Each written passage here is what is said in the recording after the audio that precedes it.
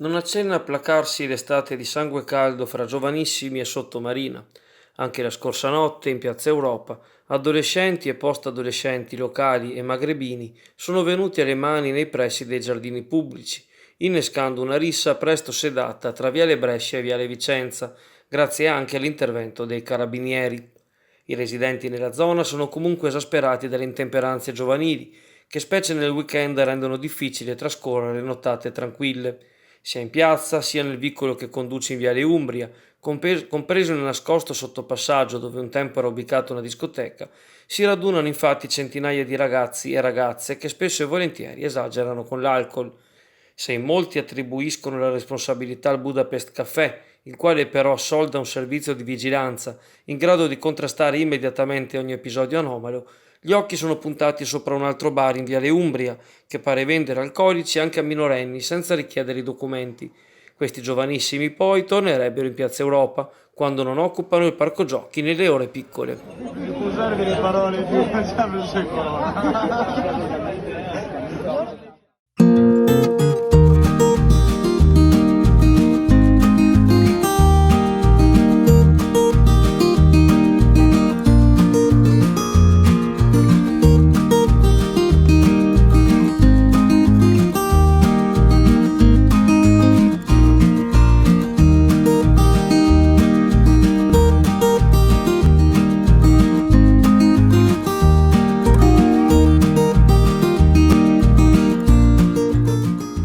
Stipati in 38 metri quadri, in numero ben superiore alla capienza massima di inquilini ammessa per ogni mini alloggio.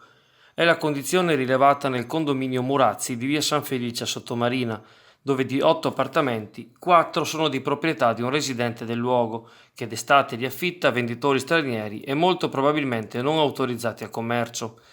Là dove sarebbe consentita l'agibilità per 2 o 3 persone, abitano anche in 8 e più, situazione che secondo testimoni sarebbe nota anche all'amministratore condominiale e alle forze dell'ordine, senza che però sia mai stato preso alcun provvedimento, anche di fronte a denunce formali nuovamente ventilate. Inoltre, queste persone in sovrannumero girerebbero senza mascherina, motivo che ha indotto alcuni locatari abituali degli altri appartamenti ubicati nell'immobile a rinunciare alla prenotazione per questa stagione.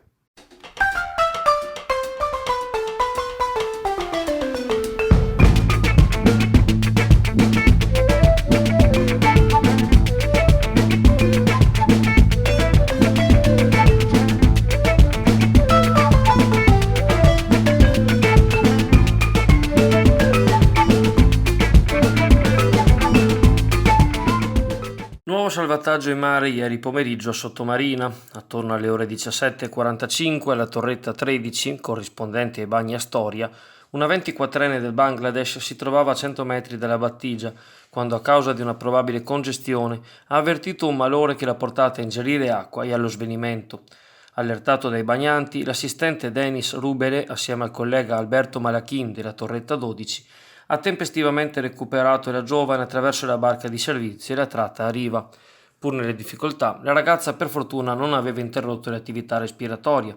La procedura di primo soccorso è stata facilitata dall'ausilio di un'operatrice del 118 e di un medico presente in spiaggia e completata al centro infermieristico presente ai Bagni Astoria, dove un'ambulanza ha preso in carico la ragazza, ormai risvegliata, e l'ha condotta al pronto soccorso dell'ospedale di Chioggia.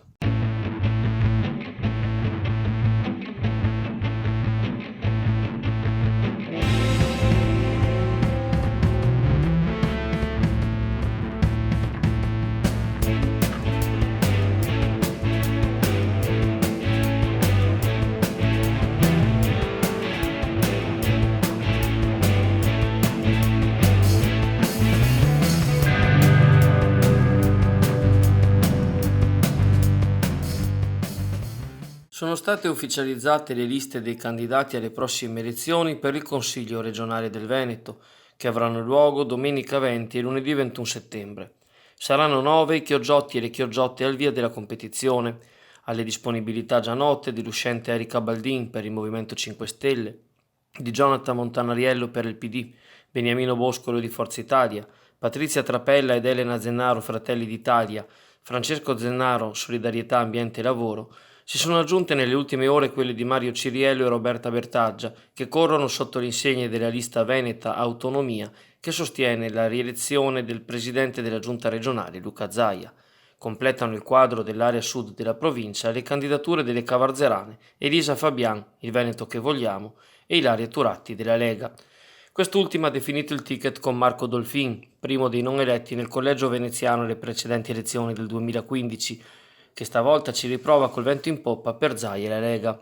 Il consigliere comunale clodiense mette tutta la propria ben nota determinazione al servizio della rappresentanza territoriale, con l'intento dichiarato di portare la voce di Chioggia e dell'area meridionale della provincia fino ai livelli dove si decidono le partite aperte.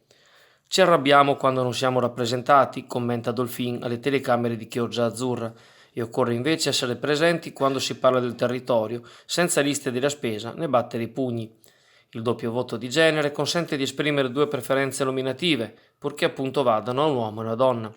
La competizione interna alle liste si gioca mai come ora sul voto personale, da esprimere scrivendo il cognome del candidato consigliere. A giorni la presentazione ufficiale delle due candidature, poi una campagna elettorale che durerà al massimo 25 giorni.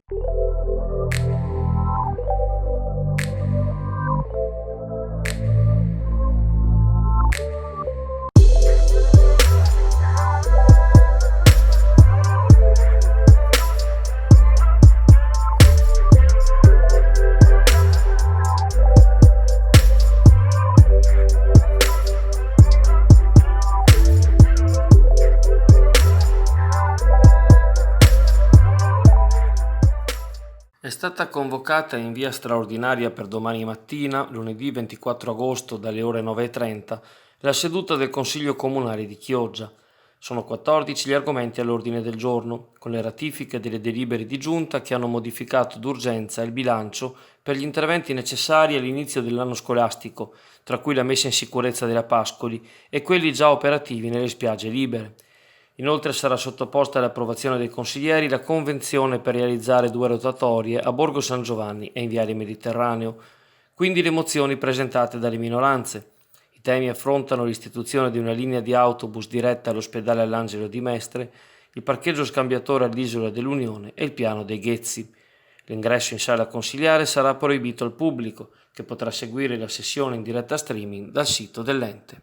Ciao, allora se volete fare contento un povero blogger anziano, mi raccomando, iscrivetevi al canale, c'è, vedete la freccetta, la campanellina, basta cliccare così vi arrivano le notifiche quando ogni volta che pubblichiamo qualcosa, e quindi telegiornali. Adesso per la mattina presto vedete la faccia, facciamo la rassegna, si può fare meglio ancora, faremo meglio, ci sono altre cose che sono in ballo, quindi forza, mi raccomando, iscrivetevi al canale, ciao ciao. Oggi dalle ore 17 alle 19 al Bosco Nordio di Sant'Anna di Chioggia ancora un appuntamento pubblico curato dalla cooperativa Acqua.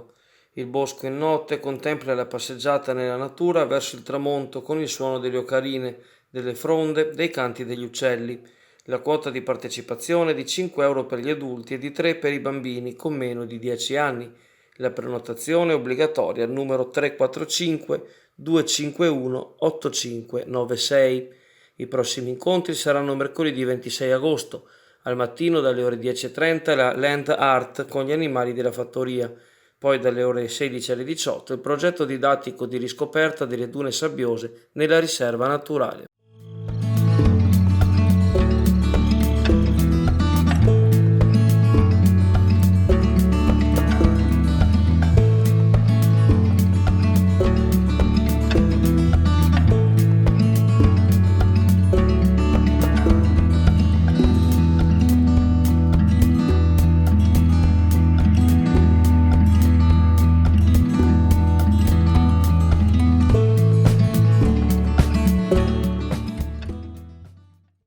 Allora Jacopo, intanto complimenti di questa organizzazione, veramente riuscitissima mi sembra. Dacci un po' di informazioni di cosa sta succedendo e come si protrarrà per i prossimi giorni. No, semplicemente abbiamo iniziato sabato, abbiamo fatto un torneo solo dedicato ai giovani, con una piccola parentesi di un torneo della birra per gli amici. E adesso in questa domenica stiamo facendo le fasi finali, le fasi più importanti, più serie tra virgolette del torneo organizzato in questo weekend qui a Bagnastoria. È il secondo anno che facciamo la fine di questo tour estivo di tornei qua alla Storia e sì, riuscitissimo, abbiamo un sacco di persone iscritte, abbiamo dovuto fermarli in questi giorni perché erano veramente tanti. Mi ha fatto molto piacere. Complimenti, bellissimo. Grazie mille. Grazie a te.